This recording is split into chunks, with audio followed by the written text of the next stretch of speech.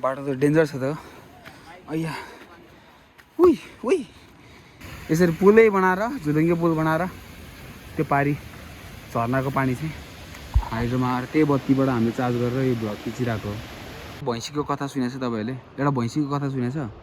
भैँसी खाली माथि हेरेर बस्छ अरे क्या। किन थाहा छ? याकले चाहिँ सो यो ठाउँमा चाहिँ पहिला भालुहरू आउँथे अरे, त्यही भएर यो ठाउँको नाम चाहिँ भालुवाङ। अहिले नै आउँछ अरे कहिलेकाहीँ।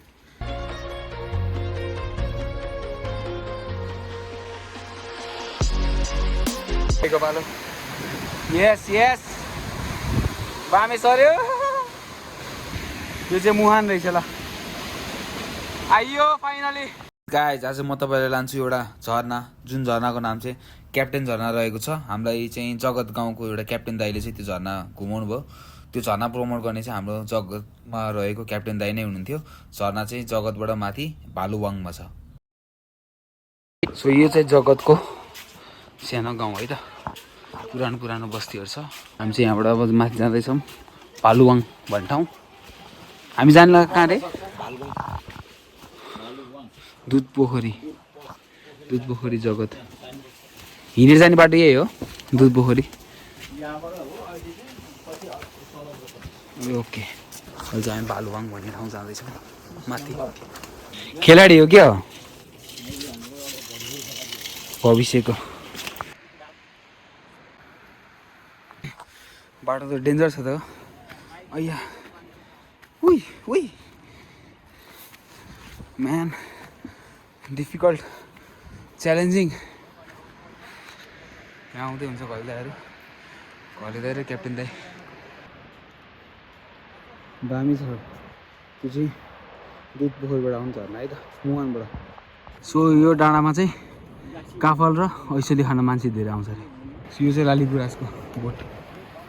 दामी रहेछ ठाउँ यार। तल हेर्नु न। बुवा हामी कहाँ हाइटमा आइसक्यो।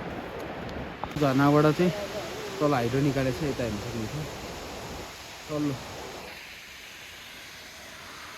म त लास्ट थाकेँ यार, भन्न पनि सक्दिनँ है, हिँड्न सक्दिनँ भनेर। बुढाहरू हिँडाइ नै छन्। थाकिसकेँ म त यार लास्ट। यहाँ फ्यारा स्यासा भइसक्यो हाइट। सो पर मैले एउटा झर्ना देखेँ। यो चाहिँ दुधपोखरीबाट आएको झर्ना है त। सो गाउँहरूको कथा सुन्दै हामी अगाडि बढ्दैछौँ। हामी अहिले जाने भालुवाङ भन्ने ठाउँ।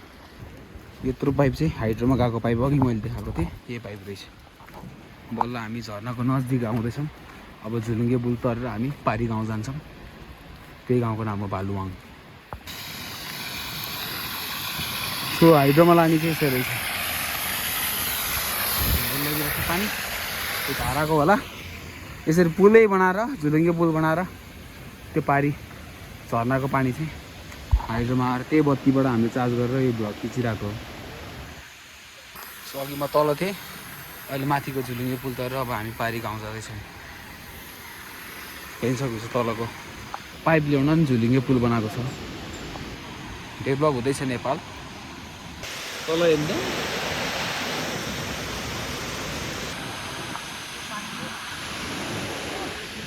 सबसे डेन्जर चाहिँ तलको दृश्य क्या। म देखाउँछु है तपाईँलाई। सातो गइरहेको त्यो मुहानको पानी रे होइन, यो आएको त्यो मुहानको पानी। यो चाहिँ अर्को झर्ना छ यताबाट। यो झर्ना चाहिँ त्यहाँबाट फिल्टर भएर यसरी गएको छ।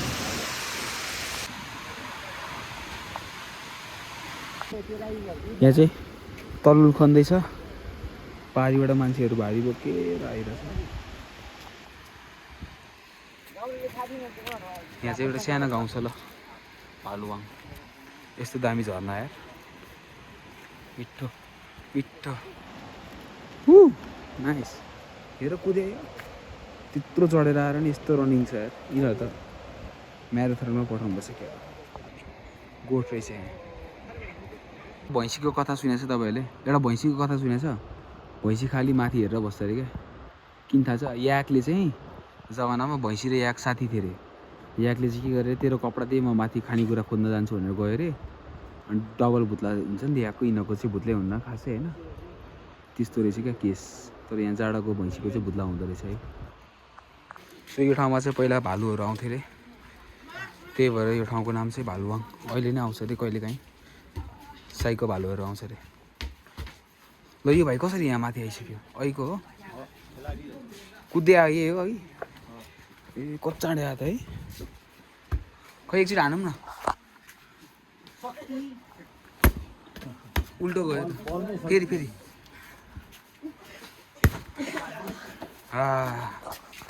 धन्यवाद वेलकम।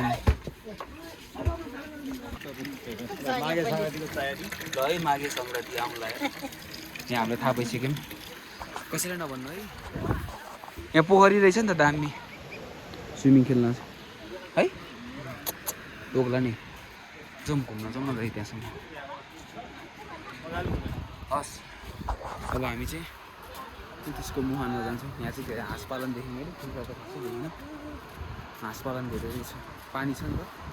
त्यही भएर अहिले चाहिँ हामी 1520 मिटरमा छौँ।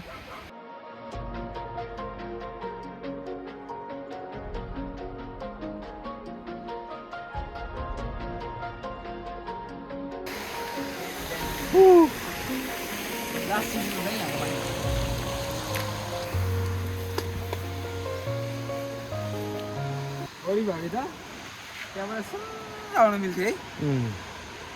गरम महिनामा आउनु पर्दो रहेछ यो ठाउँ। बर्खामा यहाँसम्म आउने बाटै बिग्रिया हुन्छ। हिँडेर आउनुपर्छ।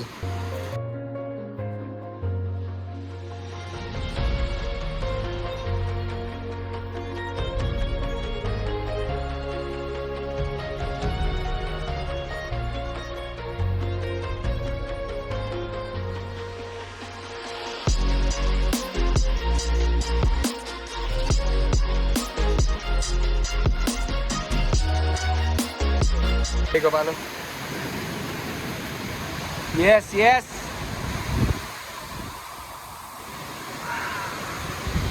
बामे सर्यो। सही हो। यो चाहिँ मुहान रहेछ ल। आइयो फाइनली। सो हामी त्यहाँ मुहानसम्म जान्छौँ यताबाट चढेर। दाइको निगरानीमा। दाइ मेरो कोच हो। म त सक्दिनँ होला त्यस्तै हिँड्न त।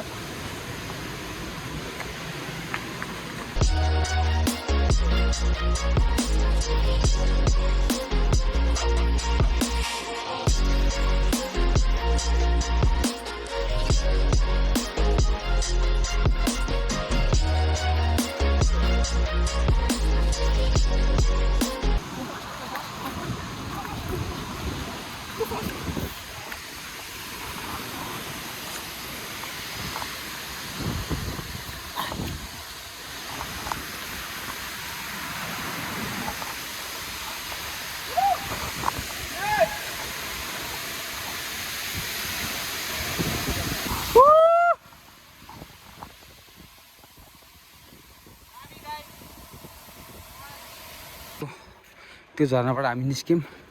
फेरि करिब 5 मिनटको यात्रामा यस्तो राम्रो दृश्य हिमालको है।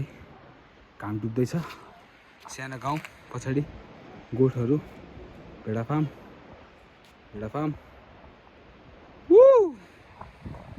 यता छ पहिलो गाउँ र दोस्रो गाउँ। ठ्याक्क एउटै हाइटमा छ तर सानो उचाइको फरकमा तलमाथि दुईवटा गाउँ रहेछ। गुरुङ गाउँ, भेडा फार्म दामी भयो।